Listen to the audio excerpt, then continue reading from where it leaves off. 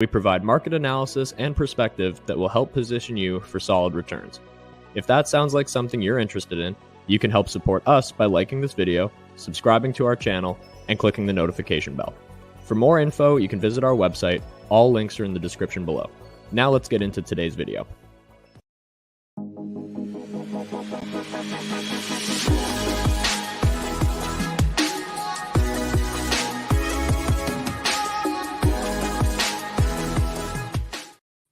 Happy Friday, everyone. Let's get right in it, because today we're lucky to get Curt Marvis here, CEO and co-founder of QYOU Media. We haven't been able to chat with him for a while, and there's been a lot going on. There's so much happening with QYOU, and we're pretty excited about it. Austin, I hope you're doing well. But Mr. Marvis, how are you? How are things going? Lots have been happening, especially the last couple of weeks. Good stuff in the market. But overall, we've got lots to talk about, and we're excited to catch up with you. Yeah, no, things are good. I'm happy to be back on again, and it has not been a restful summer for us. We've been busy boys over here at QYOU. There's been so many news releases. It's great because it's showing what I think is a constant push, even during chaotic times, rough markets. A lot of people tend to want to put their head down and not really, let's weather the storm, and you guys are advancing vigorously, which is great. Yeah, trying. Well, let's jump right into it, Curt, and let's start with kind of the first news release that came out about 3 weeks ago, that you guys are launching QYOU Studios, which is going to support your kind of rapid growth trajectory. So let's talk about that one first, and then we'll maybe move our way through the most recent releases here. Okay, awesome. Yeah, QYOU Studios, we're actually doing something around that sort of name in both India and the US, but that specific release was about our US business. And I don't talk a lot about the US business. I just was having lunch with Glenn Ginsberg, who runs that, yesterday, and we were talking about how moving into 2023, given the trajectory of growth that business is on, we're probably going to be, investors will be hearing a lot more about that as we move forward. That's largely driven by the fact that we're highly embedded into TikTok in terms of that business. We do a huge amount of work with TikTok. Also, now that we're sort of past COVID, and movie theaters are back open and studios are in full swing, and obviously studios now are all involved in these major streaming platforms, whether it's Disney Plus or Paramount Plus or HBO Max or whatever. And so the entertainment side of that business for us that we've always kind of been focused on is booming right now in terms of the amount of content that they're putting into the marketplace. And they're also relying on TikTok massively. I mean, when YouTube, Snap, Facebook / Instagram, all came out with quote unquote disappointing ad numbers, they blamed it on the recession. They blamed it on a lot of things. The cold, harsh reality is what they didn't blame it on, and as far as I'm concerned, is the real reason, is TikTok. TikTok is taking so much market share from those companies right now. And in terms of use of the platform, there was just a study that came out the other day where it said YouTube's still #1 in terms of use of teenage kids in the United States, but TikTok's coming up right behind it right now. And as far as my two teenage girls go, their platform of choice, #1, is TikTok. Right. And for them, it's probably TikTok, Snap, and Instagram would kind of be tied, and then probably YouTube after that for them. But the bottom line is TikTok's, while everybody else is still growing massively because there's growth everywhere, TikTok's taking over, and we're very, very strong with TikTok. We've carved out a huge reputation there. So what QYOU Studios is all about is that, back from the days of these records and all this stuff, when I was producing commercials and videos and all that stuff, what's happened is that my business back then was about a gloss and a real production that you're making for commercials. So if you're advertising, it doesn't matter whether we were doing a music video that was trying to sell a record or whether we were doing a commercial that was trying to sell a DVD player. The bottom line is that you were doing these high gloss, high packaged commercials for brands. Well, increasingly, as TikTok, Instagram, and YouTube and all these things are becoming mainstream advertising platforms, They just don't want the kid walking around with the Coke can and you know, going, God, I sure like Coke, and Coca-Cola is paying for that influencer. They want content that's going to be more on point for the brand. That's going to be more directly associated with that brand. We'll talk about Chatter Social, and it'll be much the same discussion. But so what Q Studios is all about is, as we kept moving forward, we increasingly had brands and partners that wanted us to do campaigns for them, that were saying, can you do this? Can you mold this? Can you make it look exactly like this? And it became more important for us to have a sort of studio type mentality where we're actually producing that content more than what you would think of as classic UGC, and with the creators that we work with. And so what Q Studios is all about is, as TikTok, Instagram, Snapchat, YouTube become mainstream advertising platforms, and this is happening everywhere in the world, not just in the United States, you know, and it's incredible. I mean, 10 years ago, these would have been fledgling platforms where you just threw a programmatic ad on there as a pre-roll or whatever. Now, if you're launching a movie, a TikTok campaign is essential. I mean, it's as important as any platform you're going to be advertising Top Gun on is TikTok. And so as that's growing, that's fueling the growth of our business here, which will more than double in revenue this year. In 2022, we'll have over 100% revenue growth over 2021, and we expect that to continue in 2023. That was what our meeting yesterday was all about. And so all of this has driven us to want to up the ante of our ability to provide a brand with more specific advertising. And guess what that translates into? More money, because it's more expensive to do that, right? So that's what Q Studios is all about. Okay, so that kind of will go maybe shift here as well with the Chatterbox, the move as well that they did, because these kind of will tie in together there. So they're very related. Yeah, because Chatterbox was a company you guys acquired a little over a year ago to kind of bring on and help the influencer marketing side. So now the latest news with Chatterbox and kind of what you guys are doing there. Talk us through that. Okay, so Chatterbox, you know, as you noted, we acquired them a little over a year ago. They're one of the leading, I would say, boutique agencies and businesses in the country of India that's creator powered and that is using influencers and creators to market and promote various brands. And they have brands of everybody from, you know, HP and Procter and Gamble and Adidas and, you know, major brands, Pinterest, that they're promoting using their influencers in India.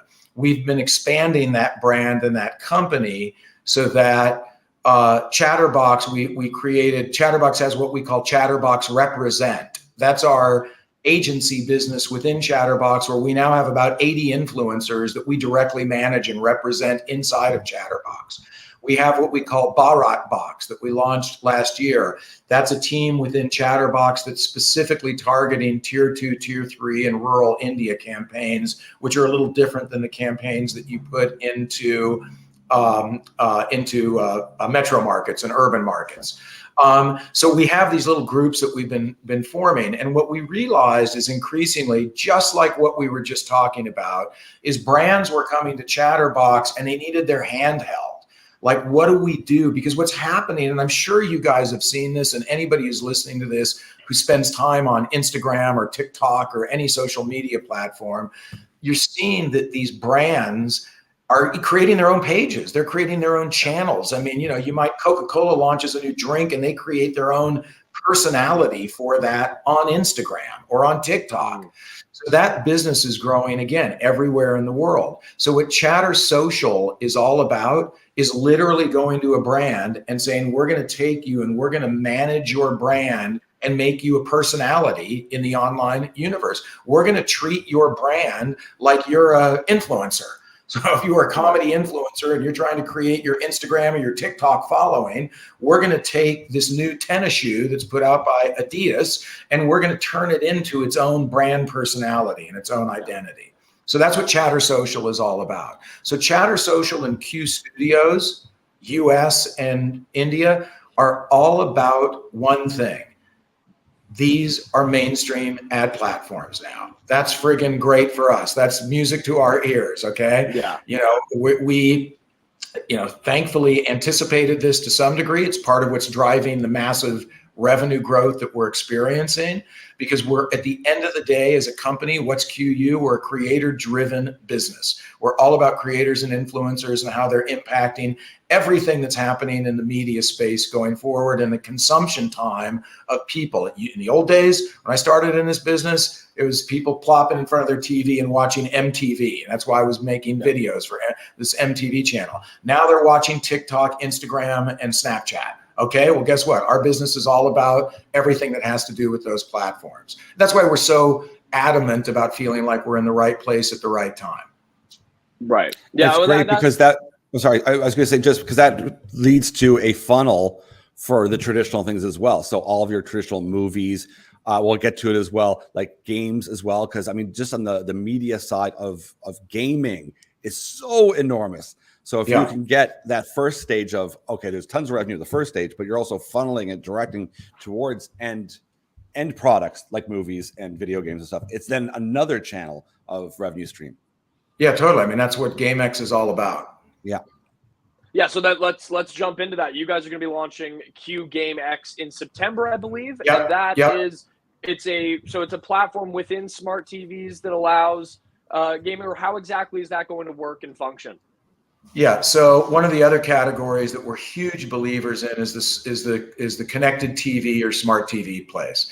I mean, you both are young guys. Austin, you probably a little bit younger than your cousin, but I was meeting with a bunch of people over the last couple of weeks, and the connected TV, the smart TV. So you go to, wherever the electronics store is, you buy your new TV. You don't plug it into Rogers or Shaw or Bell Fiber. You just turn it on and connect it to your broadband connection, right? And then you're watching Netflix and Hulu and Disney Plus and Pluto and Tubi and all these other things, and Roku and all these other things, because you're getting it, quote unquote, for free for a lot of it, or you're getting it through a subscription service like a Netflix or Disney Plus. Well, that free area has become known. The acronym that's being used now is their so-called FAST, which stands for Free Ad-Supported Television. Well, I laugh at that because I go, oh, you mean like the free TV when I was a kid, when I had an antenna on top of the house and the broadcast signal came to the silver antenna? Yeah. It's the same friggin' thing, okay? It's exactly the same thing. There's no difference. It's like now I just have a TV and I get TV for free. It's quite funny, actually. Yeah. And so free TV is having this massive resurgence that's happening through connected TVs. The guys who are in trouble right now are the cable and satellite guys, and who keep losing subs, et cetera, because they're all scrambling around trying to figure out how they're going to play in that arena. And the guys who are growing massively, I mean, Roku, which started as a hardware device, and all their money was based on a little thing that they, you put in, or then they embedded the Roku platform into televisions. Well, now Roku's revenue is far outstripped by their ad revenue from all the stuff on the Roku channel than it is from the hardware. Hardware's to their ad revenue now. Yeah. And so what's happened in that space in North America and Europe, primarily, it's starting to happen a lot in Latin America, is that business is just exploding. And companies that were doing, $100 million in revenue, that were aggregators of fast channels for connected TVs like Pluto or Tubi, they were doing $100 million in revenue, are now doing billions of dollars of revenue. And Paramount, that bought Pluto, if you watch Bob Bakish, the CEO of Paramount, which used to be called Viacom, and all their businesses and their massive stuff, one of the big three pillars of Paramount, one of those is Pluto TV. Well, guess what? Pluto TV is a connected TV platform that has all these channels on it. So that's exactly what we're going for. And GameX dials into that. So where are gamers? Okay, gamers are online. Gamers want interactivity. Gamers want to be able to engage with the content. Well, guess what else you can do on connected TVs? You can interact with it. You can click on things because it's connected to the internet. So there are two-way mechanisms that are possible, and that will keep growing. So what we wanted to do with QGameX is we said, we're going all in. There's no gaming channel in India on these TVs now that's there. We're going to go all in on something only on connected TVs, not on broadcast, but on connected TV platforms, because that's where gamers will be. That's where they will live. And we're going to create QGameX that can be just like Twitch and everything else. We'll show Twitch competitions just like they do. I sit there and I go, who the hell wants to sit there and watch somebody play Call of Duty? I don't get it because I'm not really a gamer, but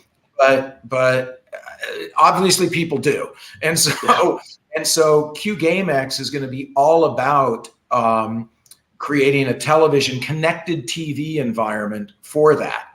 In addition to that, we're big believers in interactivity going forward onto these platforms. So watch, you'll be seeing more announcements about things we're doing around GameX, doing on connected TVs that's going to drive an interactive function, including what I've already spoken about before, which is the so-called area of social commerce. Social commerce being the ability to transact and buy things right off the screen, the way you do it today off of a QVC or something like that.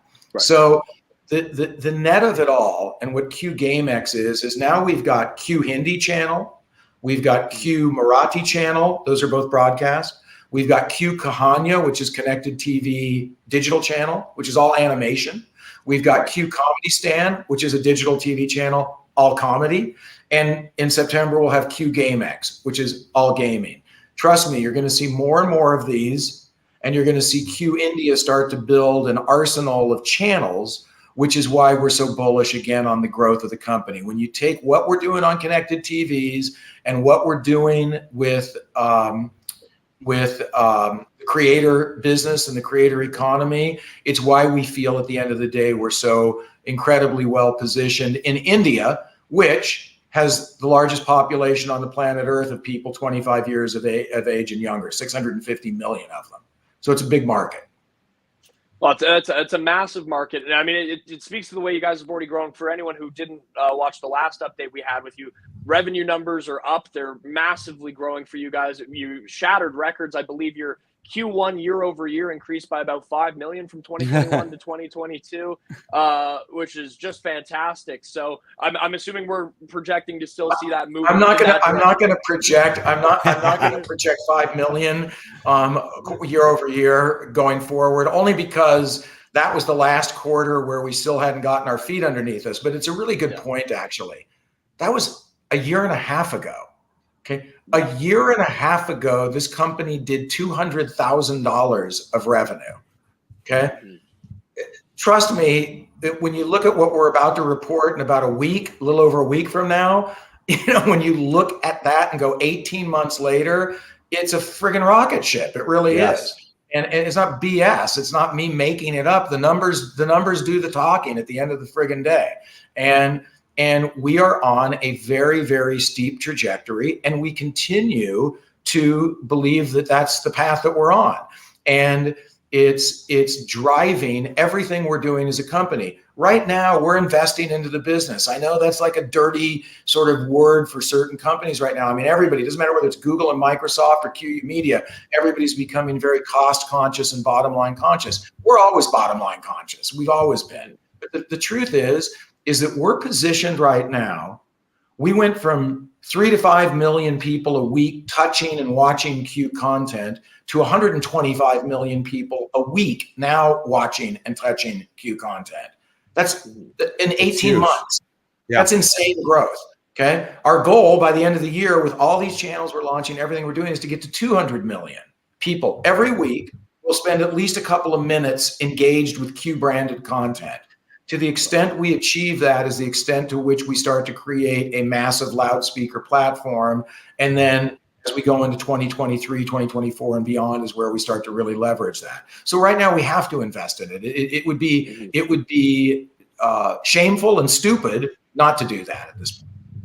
No, you can see with all these channels and whatnot, it kind of reminds me of like the old is the new again. Like you can see the old model that's being applied in a new way with new technology, and that gives like multiples per channel or branch. As you branch out into other ones, there's a multiple there that stand alone, like the multiple off of a gaming platform and show and interaction with people. I mean, that alone. Someone could just do that as a core business and they're going to do well. But that being in the suite of the whole QYOU family, I mean, there's so many things, and I love it whenever we're we're going through a chaotic time. It's a tough time in the markets. There's tough politics. There's lots of tough stuff happening. Instead of just going defensive and cocooning and saying, hey, let's weather the storm, is you're like, no. We're growing. Let's just keep punching through it. And there's certain, it's what you just said. I mean, I'm a huge believer that, everything old is new again. And human nature doesn't change in certain aspects. It's even like you take Top Gun. Okay. Yeah. Top Gun struck a nerve with people because it had that movie going tradition of stuff that is just always going to work. It doesn't matter whether it's in 2022 or 1989 or whatever year it came out. And my 16-year-old daughter, that's her friggin' favorite movie now, is Top Gun Maverick. When I asked her about Top Gun Maverick 3 months or 4 months ago, she goes, "What's that? I've never heard of that." You know how she found out about it? On TikTok. Yeah. On TikTok. Yeah. So the thing is all that's changed. People still have to buy products. People still have to go to the store and know what they want. Brands still have to say, buy my car, even if it's an electric vehicle. You still have to get the word out. It's just the platforms they're using and the way that they're communicating to those people, where it used to be a 30-second television ad, where it used to be a newspaper advertisement, where it used to be in a magazine that you read. Now it's on your friggin' phone or connected TV or whatever that you're messaging out to those people. And so we're a next generation media company only to the extent that we're focused on all these new platforms. The models of how we're getting to those people are very much anchored in things that have been the same as they've been for friggin' 100 years. Yeah, that's the beauty of it. You're not tied and anchored into like an old technology where you're like, we've embedded so much wealth into this, we need to make it work. You're like, no, we can use any medium. We don't have to make that old medium work. We just have to take the old process, the old business plan, and we know how to make things, do it properly. We're agnostic to what the medium is. It doesn't have to just be cable. It doesn't have to just be a dramatic series TV show. It doesn't. And that's with that ability, especially people who've got the experience that you and your team have, to be able to go, yeah, I'm flexible. We could do that. I'm not tied to this type of streaming video or this type of, let's go, let's move. I mean, look, the music industry in 1982 or 83 figured out that they were going to try to use this new platform called cable TV to sell records. Literally. They created MTV as a new thing on this new platform called cable and satellite television to friggin' sell records. That's what it was for. Yeah. And get people to go to concerts. And they use rock stars as the spokespeople. And they use videos as the commercials. Yeah. And we all know what happened. Yeah. That's what there's no mystery that this shit behind me comes from that same mindset. Yes. This is history repeating itself all over again. We're creating a massive media company and brand that revolves around using influencers and creators instead of rock stars to sell people products. At the end of the day, that's what we're doing.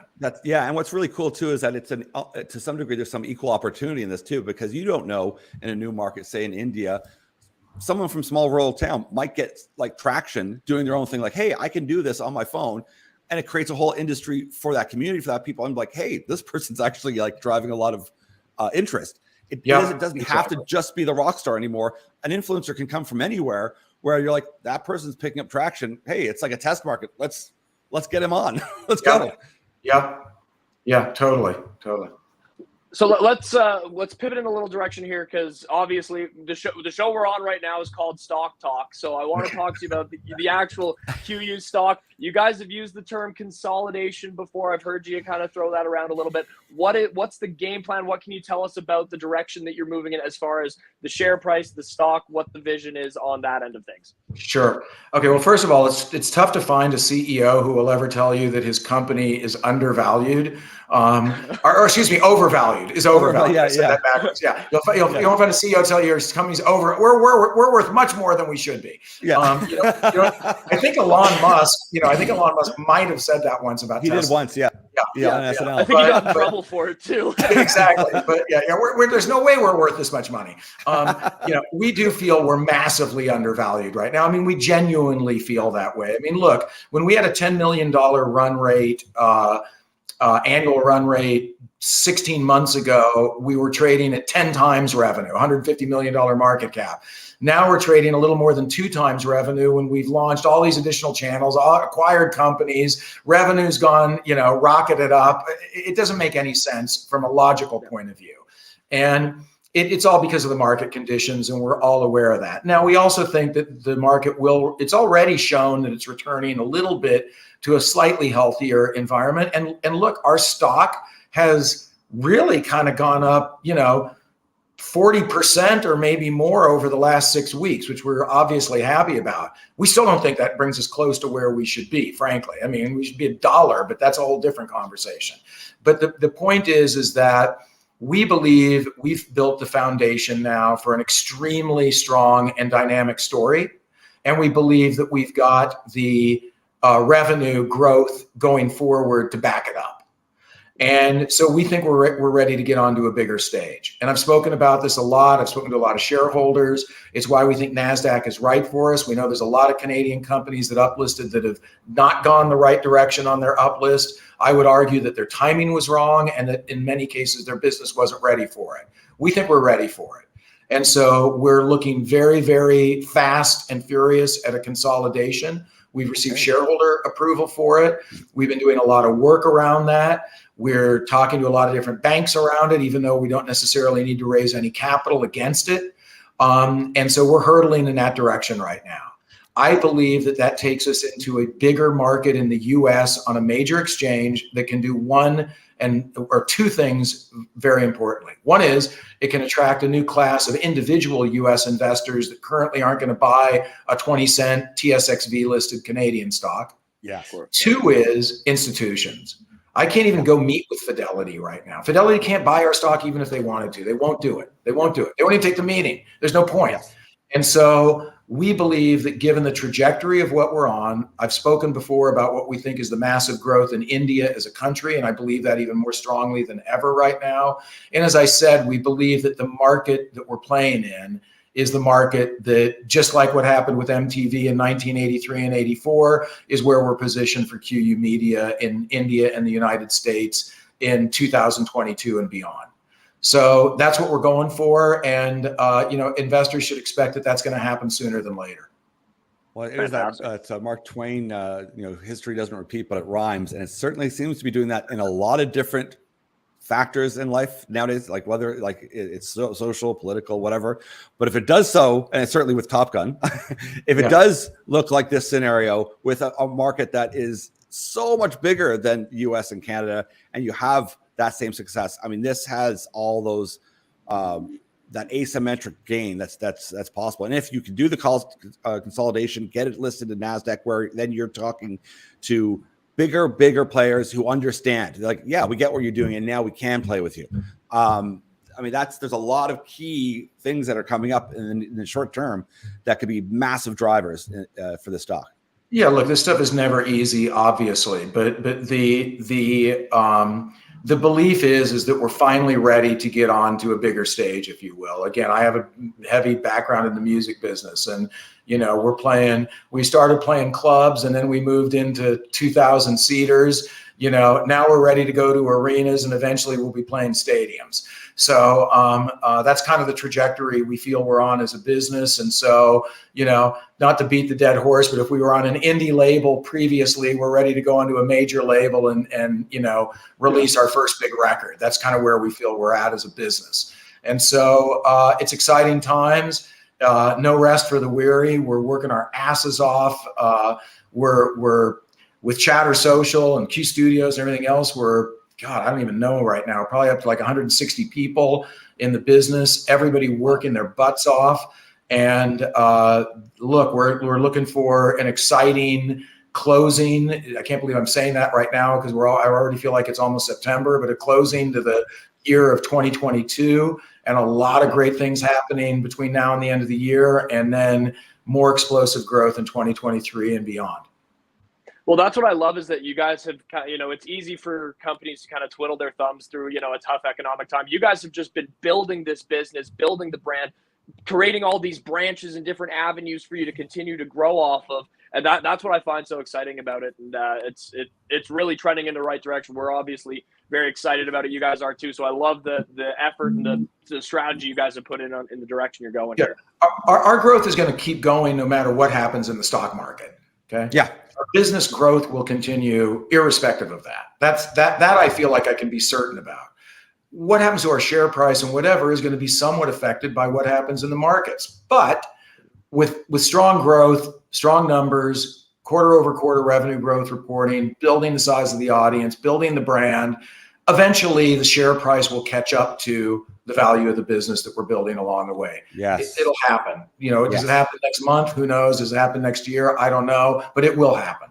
That's the opportunity that I always love to keep on kind of pounding into people is that, yeah, there's lots of negative factors out there, but if a company is hitting their milestones, and once again, the stock might reflect a value, but often it doesn't. And if you can see that disconnect and go, hey, these guys are doing a massive percent rise in revenue growth. They've got all these other arms that are coming together that they work over here. They start to see the bigger picture. Then that's where opportunity is.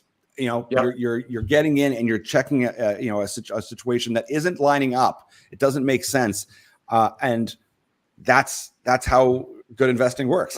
It's not just following the go train where everyone just goes, oh, I'll just buy Tesla, it's going up, or I'll just buy XYZ. Is that no, if you really want to get asymmetric gains, you need to follow the story, love what they're doing, and see the big picture. And you guys are I love it. You're charging forward, and that's what's so great to see. Yep, we're trying. Beautiful. Well, listen, Curt, I really appreciate you coming on and catching up with us. And listen, we're going to have new quarterly results soon, next couple of weeks.